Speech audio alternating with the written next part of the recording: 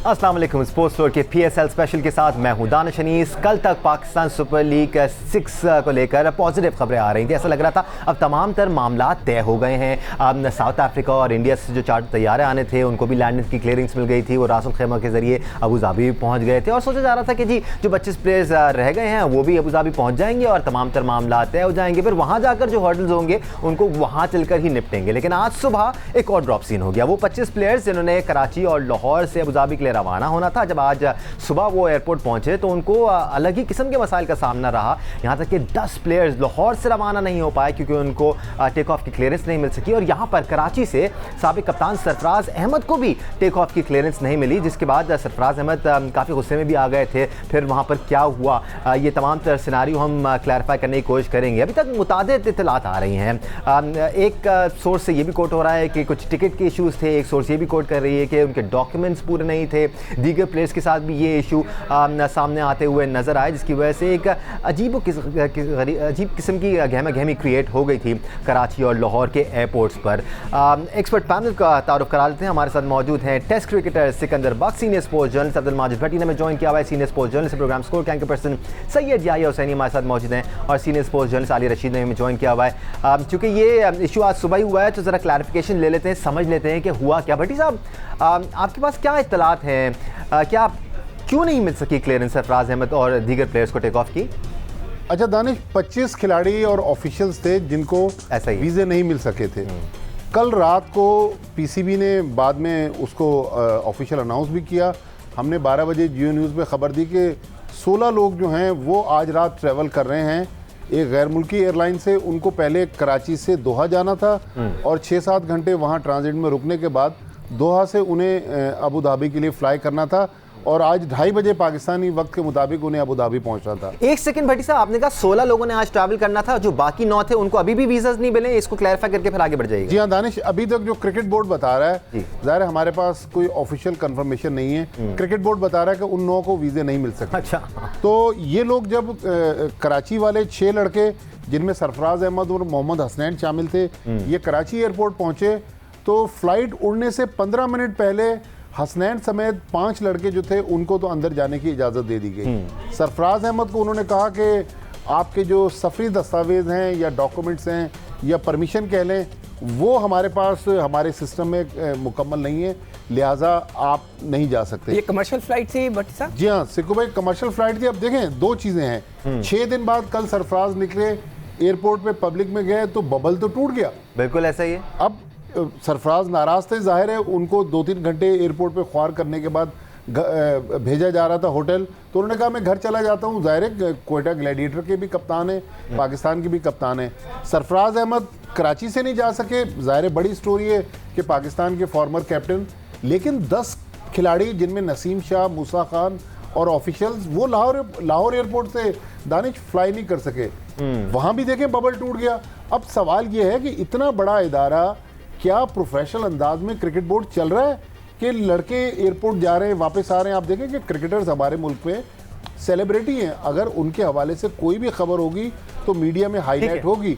अब cricket board कहता है जी क्रिटिसिज्म हो रहा है। भाई क्रिटिसिज्म आप खुद कर रहे हैं, मैं तो यहाँ पर तो देखें ना भट्टी साहब, यहाँ पर कुछ भी कह लिया जाए, क्रिटिसिज्म तो बनता है। आई मीन ऐसा कैसे हो सकता है कि आप एक तो 25 लड़कों को पहले रोक लें, उनके वीज़ास का इशू हो, फिर आपके पास 1-2 दिन का टाइम हो, उसमें भी आप सफरी दस्तावेज़ात चेक ना करें। किसकी रिस्पॉन्सिबिलिटी है ये सारी चीज़ें चेक कर प्लेयर्स को रवाना करना, प्लेयर्स को मैनेज करना? ये सारी चीज़ें बहुत ज़्यादा इंपॉर्टेंट है। अगर ब्रांड के साथ खेलना नहीं है तो फिर इन चीज़ों को स्ट्रीमलाइन करना ज़रूरी है। और सिक्कू भाई से बारे में बात करेंगे। आखिरी बात सिक्कू भाई के पास जाने से पहले, मेरी इत्तलात है, मुझे उड़ते उड़ाते पता चल रही है, अभी भी मैं इस चीज़ पे कंफर्म नहीं हूँ कि PSL का इनेकाद अभी भी PCB के लिए बहुत बड़ा चैलेंज है। हो सकता है कि आज कल परसों अगर ये मामला स्ट्रीमलाइन ना हो सके तो हमें कोई बुरी खबर सुन। और चैलेंज कैसे नहीं होगा भट्टी साहब, क्योंकि कल से पहले ही जब ये डिले नहीं हुआ था उसमें भी क्वारंटीन के टाइम पीरियड का इशू था। अब तो क्वारंटीन का टाइम पीरियड और ज़्यादा एक्सटेंड हो जाएगा, तो कैसे इनको क्वारंटीन किया जाएगा, क्या डिस्कशन होगा, तो अभी भी डामाडोली लग रहा है। आलिया, आपकी तरफ आते हैं, हम सिक्कू और जाई की तरफ भी जाएंगे, बट ये काफ़ी अलार्मिंग सिनारियो है आलिया, बिकॉज देखें अगर इस किस्म की चीज़ें भी सही अंदाज में नहीं की जा सकती और आप के वो प्लेयर जो पीछे रह गए हैं आप उनको कमर्शियल फ्लाइट से भेज रहे हैं, बड़े ही अफसोस की बात है कि डॉक्यूमेंट्स तक चेक नहीं हुए होते। एक जो फंडामेंटल रूल्स होते हैं लॉजिंग के, ऑपरेशंस के, इसमें बहुत सारी प्लानिंग होती है, ऑर्गेनाइजिंग चीज़ें होती हैं, डायरेक्शन होती है। अब मज़े की बात यह है कि जो मेरी इतलात है वो ये है कि जो सरफराज वगैरह जब ये पहुंचे हैं एयरपोर्ट 1 बजे रात से वो बैठे हैं, 4 बजे वापसी हुई है, और ओके टू बोर्ड जो लिखा होता है हमारे सबके वीज़ा पे जब हम दुबई वगैरह जाते हैं तो वो ओके टू बोर्ड नहीं था। अब आप बताएं कि ये इतने बड़े बड़े लोग, असद मुस्तफ़ा डायरेक्टली डील करते हैं लॉजिंग वगैरह को, मुझे नहीं पता इन स्पेशल सर्कमस्टेंसेस में वो कर रहे हैं या कौन कर रहा है, मगर कितनी अजीब बात है कि इतने बड़ा प्रोफेशनल अदारा, इतने प्रोफेशनल लोग, और उसके बाद आप क्या कर रहे हैं आप, मतलब पहले ओके तो करवाएं, सारा इंतजाम तो करें। और इसी तरह दानिश, जो कल इंडियन ब्रॉडकास्टर्स आए हैं उनको भी बॉर्डर पर कई घंटे रोका गया क्योंकि क्लियरेंस नहीं थी, तो होमवर्क नहीं था पूरा। अभी भी जब सुबह से मैं सर खा रही हूँ समी का, तो वो यही कह रहे हैं कि जी वो बात कर रहे हैं, उनसे बातचीत चल रही है, बताते हैं, और कोई रीजन जो है वो नहीं बता रहे। तो ये बहुत ही अजीब सी बात है। एक और इम्पोर्टेंट चीज मैं जरूर यहाँ मेंशन करना चाहूंगी, मैंने परसों आपको बताया था कि मैंने असद उमर साहब से बात करने की कोशिश की थी। उनका देखिए 13 तारीख को ईद पड़ी है हमारे यहाँ, छोटी ईद अभी जो गुजरी है, ठीक है, और इन्होंने कहा कि ईद के बाद अगर आप चाहें तो हम आपको लाहौर और इस्लामाबाद PSL के लिए दे सकते हैं। ये असद साहब ने मुझे मैसेज किया है, रिकॉर्ड पे है चीज, ठीक है।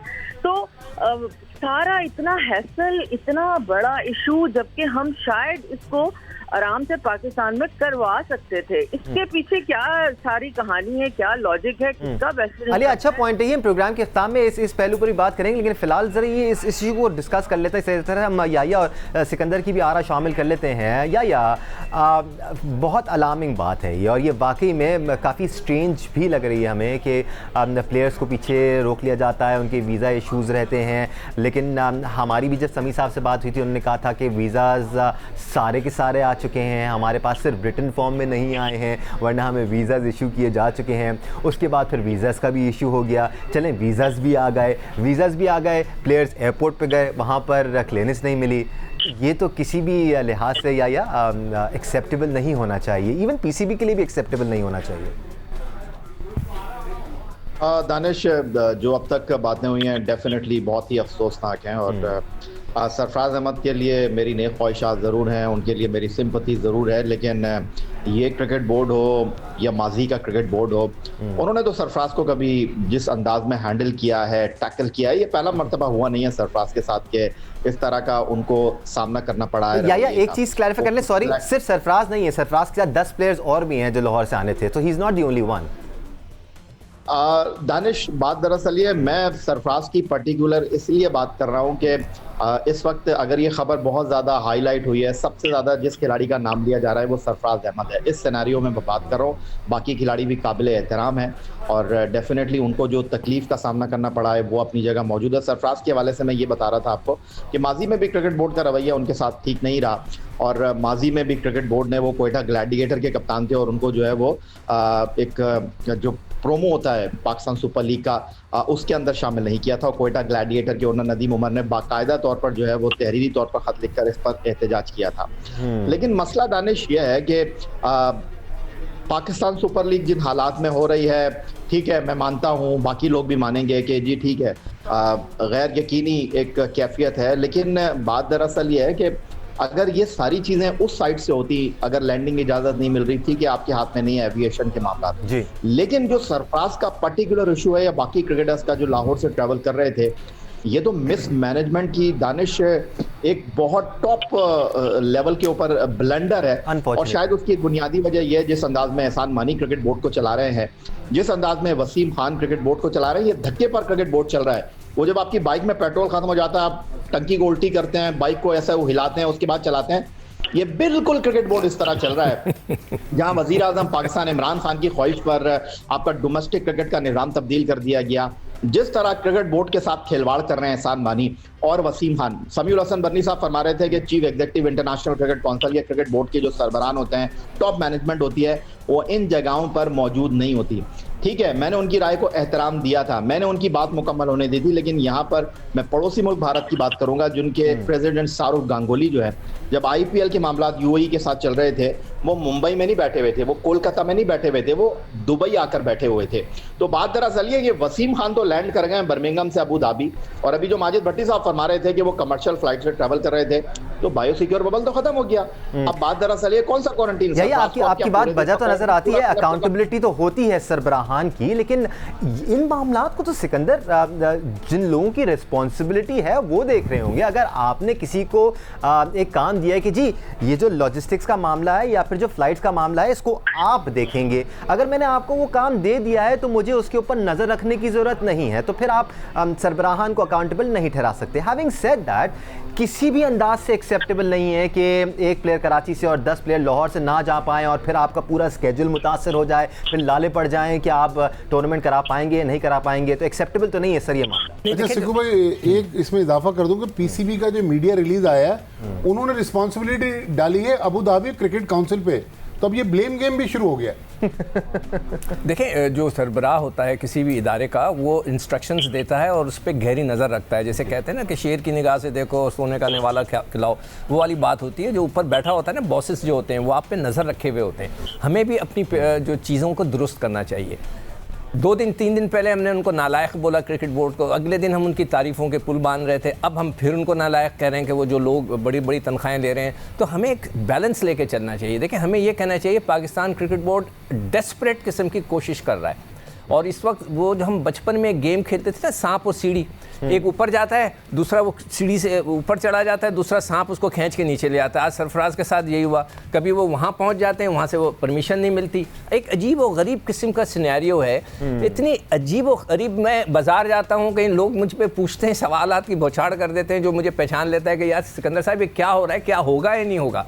और दूसरी चीज़ दानिश, सबसे इंपॉर्टेंट चीज़ है कि चले सब पहुँच गए, सब वहाँ आ गए, फिर भी प्रॉब्लम्स ख़त्म नहीं होने।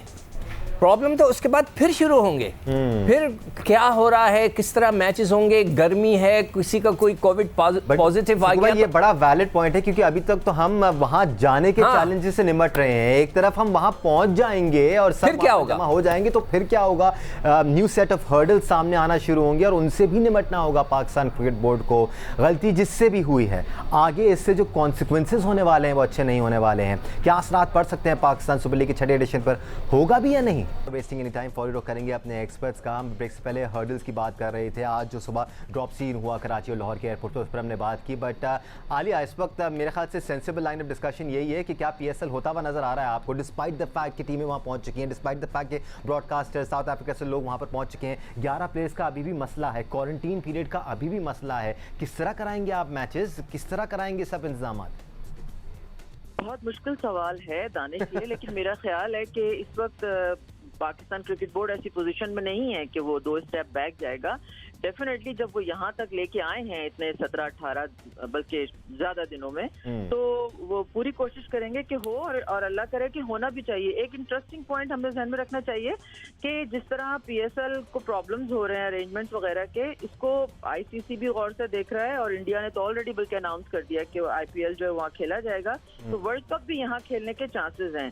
तो मेरा ख्याल है कि जो हमें मुश्किलात आई हैं, इसमें मेनली हमारा जो देर से डिसीजन करना और फिर उसके बाद चीज़ों को सही हैंडल ना करना, या उनकी तरफ से जो कोऑपरेशन नहीं आ रहा था यूएई गवर्नमेंट की तरफ से, जो टाइम लिया गया है, उसने बहुत ज़्यादा इश्यूज जो हैं वो खड़े कर दिए हैं। अब आपको पता है सबसे ज़्यादा शेड्यूल का प्रॉब्लम है। इसमें सारी कौम बैठी इंतजार कर रही है कि पता चले कि अब क्या करना है, किस तरह हमने खिलाना है, किस तरह हमने ये मैचेस 20 जून से पहले कराने हैं, क्योंकि 23 जून को इंग्लैंड के लिए टीम तैयार है। वो इंटरनेशनल कमिटमेंट है, उसको आगे पीछे नहीं किया जा सकता। तो ये अभी वक्त ही बताएगा। अब आपको पता है कि साउथ अफ्रीकन जो प्लेयर्स हैं वो भी वहाँ आ चुके हैं। डेविड मिलर आ गए हैं, रोसो आ गए हैं, डुप्लेसी आ गए हैं, कैमरन डेलपोर्ट हैं, बहुत सारे प्लेयर्स वहाँ पे मौजूद हैं। तो इंशाल्लाह होना तो चाहिए, मगर ये जो प्लेयर्स का आप ठीक है जाना, आलिया, आप रिलक्टेंटली पॉजिटिव नजर आ रही हैं। हम दीगर एक्सपर्ट्स की भी राय शामिल कर लेते हैं, थोड़ा शॉर्ट ऑन टाइम में हम। बट याया आपकी तरफ आएंगे, आपसे भी यही सवाल है याया, आपके एक्सपर्ट ओपिनियन में होता हुआ नजर आ रहा है आपको PSL, क्योंकि अभी भी अनसर्टनिटी के बादल छाए हुए हैं। अगर सरफराज नहीं है, क्वेटा खेलना चाहेगा, उनके और भी प्लेयर्स नहीं है जो लाहौर में फंसे हुए हैं। दानिश, अभी थोड़ी देर पहले आप बात कर रहे थे कि बिला वजह चेयरमैन पाकिस्तान क्रिकेट बोर्ड एहसान मानी या वसीम खान चीफ एग्जीक्यूटिव को मोरद इल्ज़ाम नहीं ठहराना चाहिए। तो मैं आपको बहुत वाज़ेह तौर पर कैटेगोरिकली ये बता दूं कि किसी भी ऑर्गेनाइजेशन में कोई मिसमैनेजमेंट होती है तो जो उसके टॉप हेड्स होते हैं वो उसके रिस्पॉन्सिबल होते हैं। जिस तरह पाकिस्तान सुपर लीग के कराची लेग में चीफ एग्जीक्यूटिव वसीम खान ने doctor Sohail Salim, director medical and sciences को कहा कि आप मुस्ताफी हो जाएं। अब सवाल यह है कि अगर ये एहसान मानी साहब के साथ होता, यही पाकिस्तान क्रिकेट बोर्ड के चीफ एग्जीक्यूटिव वसीम खान के साथ होता जो सरफराज के साथ हुआ है, तो किसको बली का बकरा बनाया जाता?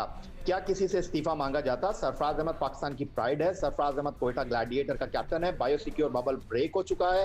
अब सरफराज अहमद का मसला नहीं है, ये कोयटा ग्लैडिएटर का भी मसला है। कोयटा ग्लैडिएटर को उसके ऊपर एहतजाज करना चाहिए, सवाल करना चाहिए, क्योंकि ये भाई किसी घर में शादी का मसला नहीं था। एक मासूमाना सवाल मैंने भी किया याया, इदारा है, उसको इन चीजों को देखना चाहिए था कि ये मिसमैनेजमेंट कैसे हो गई। ये कोई आप लांडी से कराची लालू खेत नहीं जा रहे थे कि बस का टिकट नहीं मिला तो नीचे उतार दिए गए, आप बस में लोग फुल हो गए तो उतार दिए गए। हर चीज को देखना चाहिए था। इसके लिए लोगों को हायर किया गया। ये रिस्पॉन्सिबिलिटी किसके ऊपर आती है और किसको जो है इसका इल्जाम ठहराया जाता है? अबू धाबी या दुबई क्रिकेट काउंसिल को तो बिल्कुल इसका इल्जाम नहीं दे सकते आप।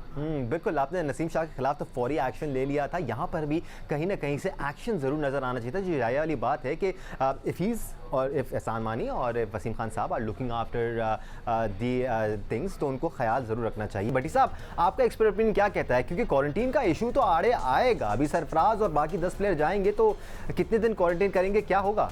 देखें दानिश, सरफराज के बारे में जो लेटेस्ट अपडेट आ रही है कि शायद आज रात को 1 बजे को फ्लाइट जा रही है, उस पर चले जाएं। ठीक है, अब ये जो आपका सवाल है, अब क्रिकेट बोर्ड के पास 3-4 डिफरेंट प्रपोजल्स हैं जो अब चूंकि वक्त बहुत कम है, 10 से पहले 9 से पहले ये टूर्नामेंट शुरू नहीं हो रहा, तो जो एक प्रपोजल आ रहा है जो शायद इस वक्त फिजिबल नजर आ रहा है कि 6 टीमों को 3-3 के 2 ग्रुप्स में तकसीम किया जाए, 2 टीमें बाहर हो जाएं 2-2 ग्रुप मैचों के बाद, और 4 टीमें सेमीफाइनल में पहुंचे। तो इस तरह 7 मैचेस का एक ये भी प्रपोजल है।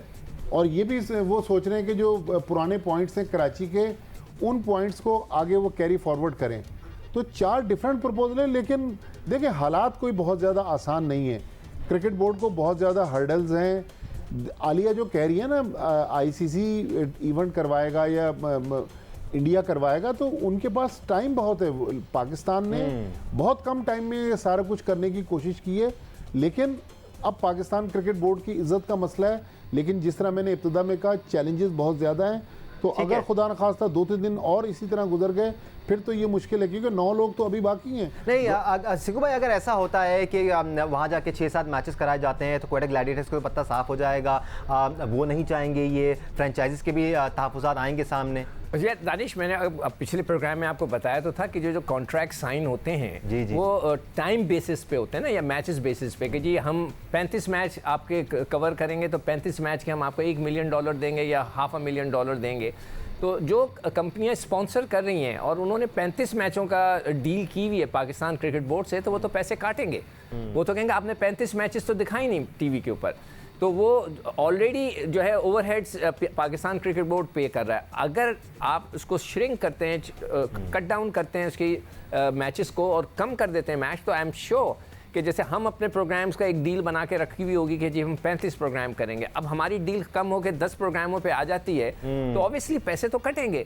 तो ये सारे फैक्टर्स हैं, मगर सवाल ये है जो मुझसे कई लोग पूछ रहे हैं कि जी ये क्या करना ज़रूरी था। मैं मानता हूं कि जी PCB अपनी तरफ से पूरी कोशिश कर रही है, करनी चाहिए, मगर क्या ज़रूरी था कि इतना हौच पौच करके यार किसी तरह इसको ख़त्म कर दें, एक मैच कराएं, किसी का फाइनल कराएं, ख़त्म करा दें, ये क्या है? And it brings us back to that option जो आलिया भी दे रही थी उनकी। नहीं, मगर एक सवाल, एक मिनट। अभी आलिया ने कहा ना कि उमर असद, उमर क्या नाम है, असद उमर, नहीं अच्छा, असद उमर को लिखा, शायद जवाब भी आया उनका कोई। उन्होंने कहा ईद के बाद देखेंगे, ईद के बाद तो फिर ये दुबई निकल गए। हमें बता रहे थे कि अगर दुबई का कुछ मसला है तो फिर लाहौर या इस्लामाबाद की क्या पॉसिबिलिटी हो सकती है। सिकंदर बाग, यू कैन कंटिन्यू। आप एक पॉइंट दे रहे थे हमें कि मैं ये नहीं कह रहा था कि वहाँ का मसला है। देखिए, आलिया ने कहा ना कि उन्होंने असद साहब से बात की, उनको ट्वीट किया, वो व्हाटएवर।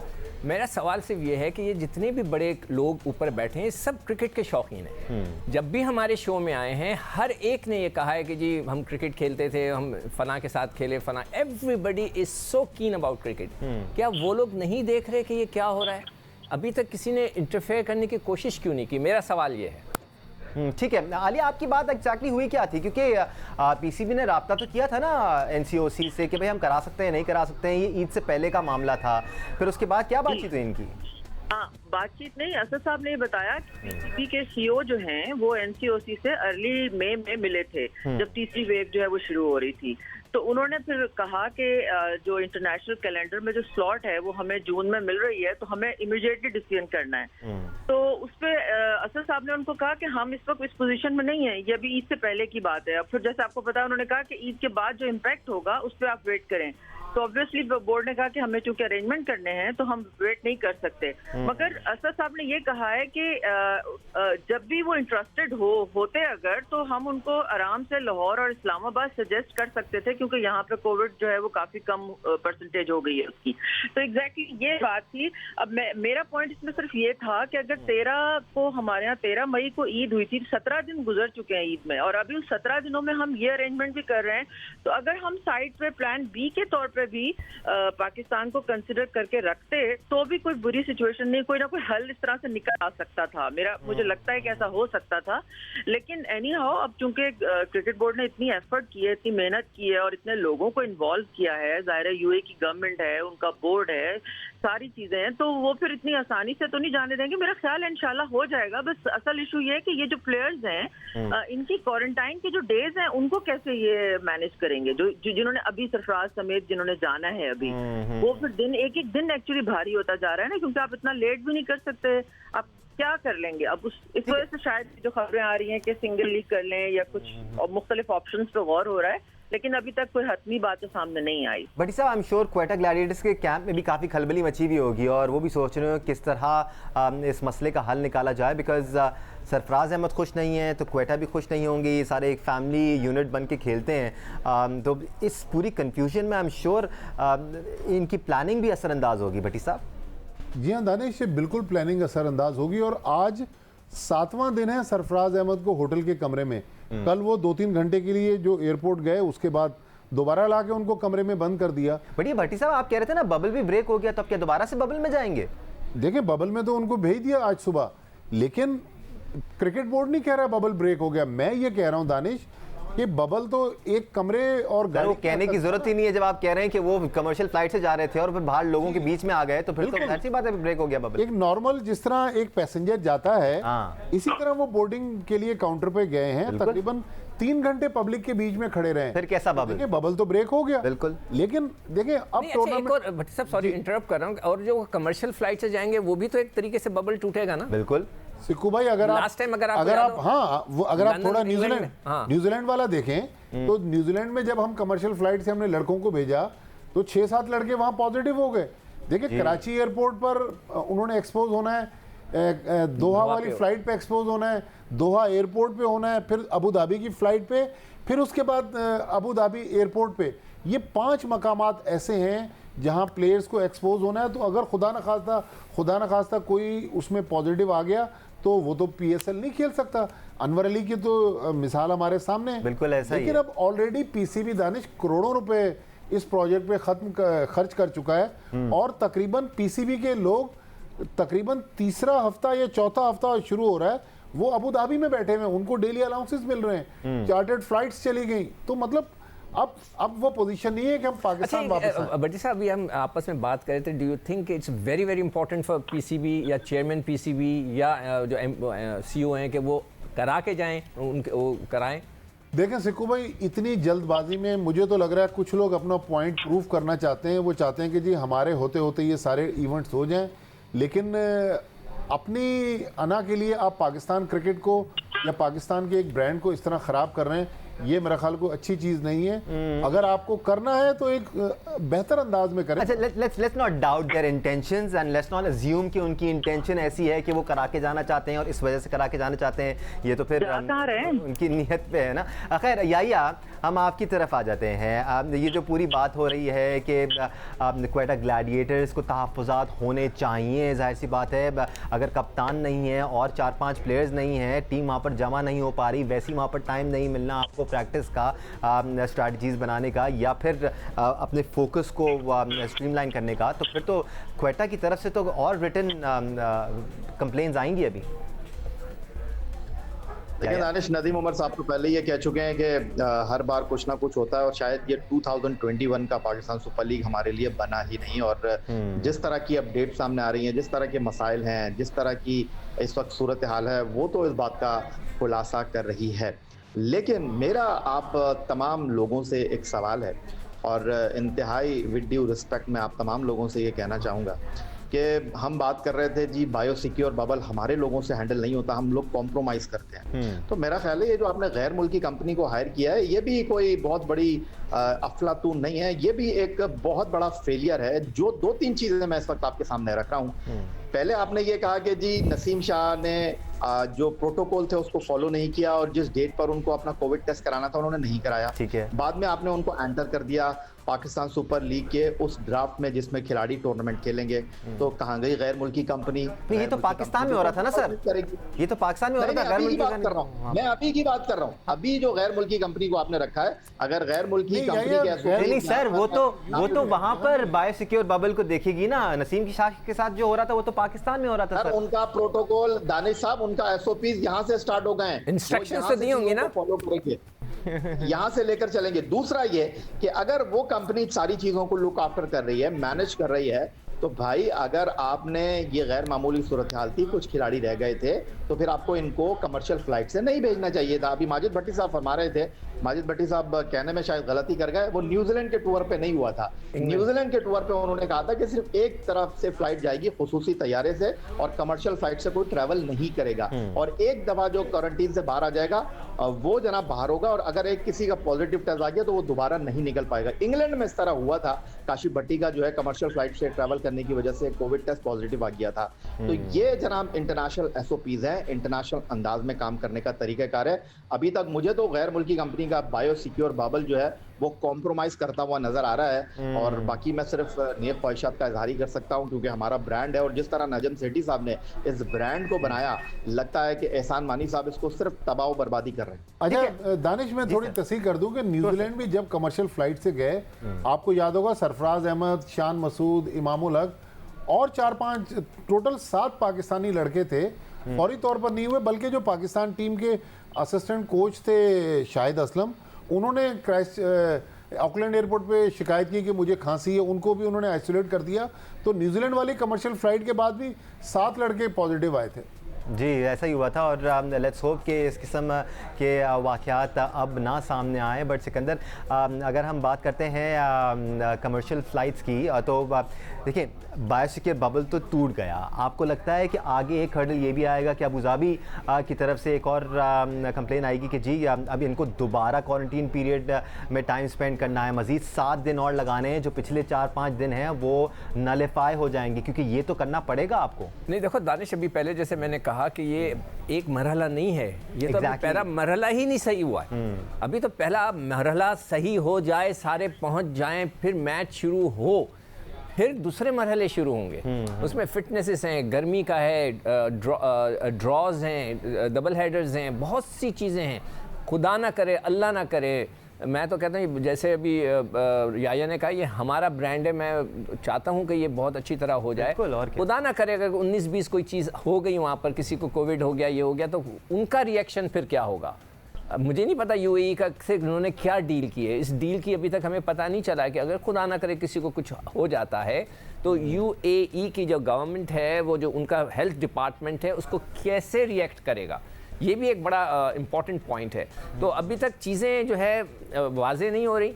अब देखते हैं, अल्लाह करे हो जाएं, हम तो दुआ ही कर सकते हैं, मगर यहाँ पर नाअहली भी है, जल्दबाजी भी है। अब अल्लाह बेहतर जानता है कि कौन सी चीज़ एक मसला ये भी है ना आलिया कि अलग अलग लेवल्स पे इश्यूज सामने आए हैं। पाकिस्तान क्रिकेट बोर्ड का डिस्कशन चल रहा था, वहाँ के बोर्ड से उन्होंने उनको इजाज़त दे दी, तो यूएई की सिविल एविएशन का मसला आ गया। अब जिस तरह सिकंदर बक कह रहे हैं कि हेल्थ मिनिस्ट्री का भी इशू आ सकता है कि जी ये लोग कैसे आ रहे हैं, आपकी इनसे क्या डील हुई है, क्या पता आपने उनसे बातचीत की है नहीं की है, तो कुछ भी हो सकता है। और ये बादल जो है ऐसा लग रहा है आलिया के मज़ीद गहरे होते जा रहे हैं। नहीं दानिश, ऐसा है कि ये जो गैर मुल्की कंपनी है जिसने अपना बायोसिक्योर बबल बनाया है ना, उसके जो प्रोटोकॉल्स हैं, SOPs हैं, वो बड़े वाजे हैं। उन्होंने जो होटल्स लिए हैं उस अगर किसी को पॉजिटिव आ जाएगा तो उसको एंटायरली आइसोलेट कर दिया जाएगा, उसको अपना टाइम पूरा करना पड़ेगा और उसके 2-3 टेस्ट होंगे। उस दौरान अगर वो नेगेटिव 2 आते हैं तो उसके बाद फिर वो खेलने के लिए एलिजिबल हो सकता है ऐसा नहीं। इंतजामात उस लिहाज से तो बिल्कुल सही है। बायोसिक्योर बबल दुबई वाला जो एक्चुअली जहाँ पे बायोसिक्योर बबल है वहाँ तो ऐसी ब्रीच कोई अभी ऐसी खबर नजर नहीं आई। हाँ, ये जो हुआ था वो कराची में हुआ था, नसीम शाह वाला भी।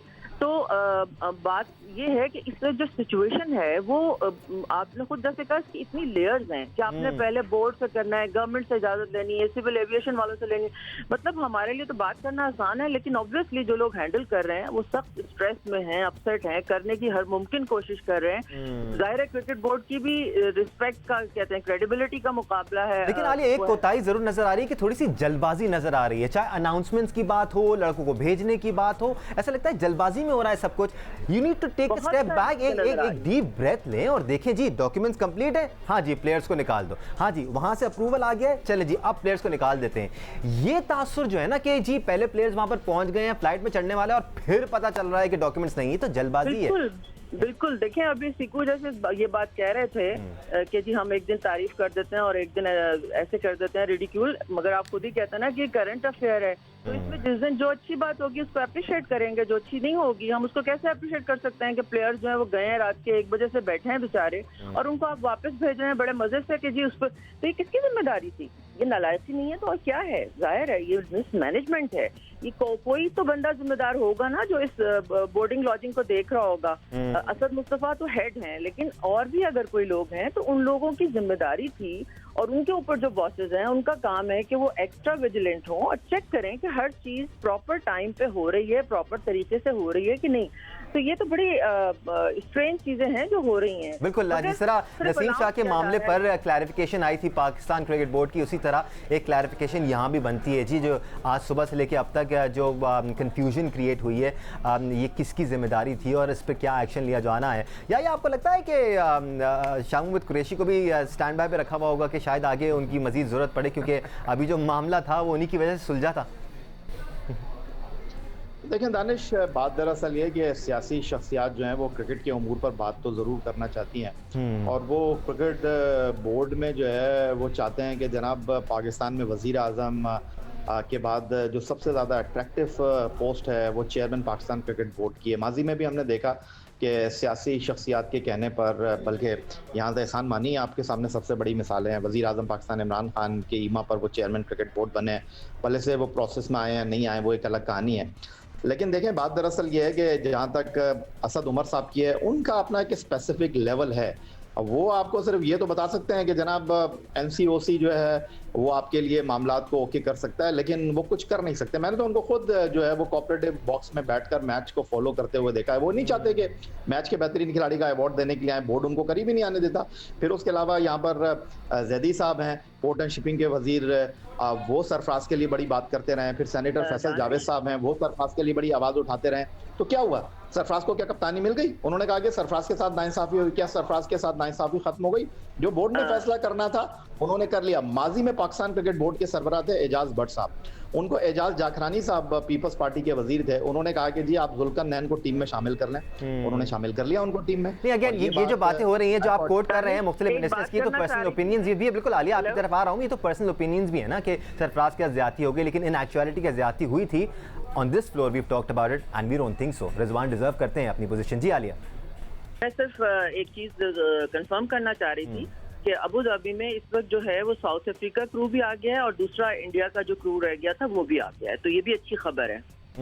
ठीक है जी, अच्छी अच्छी खबरें भी आ रही हैं, प्रॉब्लम्स भी सामने आ रहे हैं, बट अभी भी काफ़ी सारे हर्डल्स पाकिस्तान क्रिकेट बोर्ड के सामने आने हैं। अमंगस्ट ऑल दिस हम उम्मीद करते हैं कि पाकिस्तान सुपर लीग के छठे एडिशन के बकिया मैचेस हो जाएं। इतनी मेहनत की है पाकिस्तान क्रिकेट बोर्ड ने। हाँ, बहुत सारे प्रॉब्लम्स भी सामने आए हैं और प्रॉब्लम्स भी सामने आएंगे, बट लेट्स होप कि इसी तरह पाकिस्तान क्रिकेट बोर्ड पॉसिबल बनाता रहे पाकिस्तान सुपर लीग के छठे एडिशन को।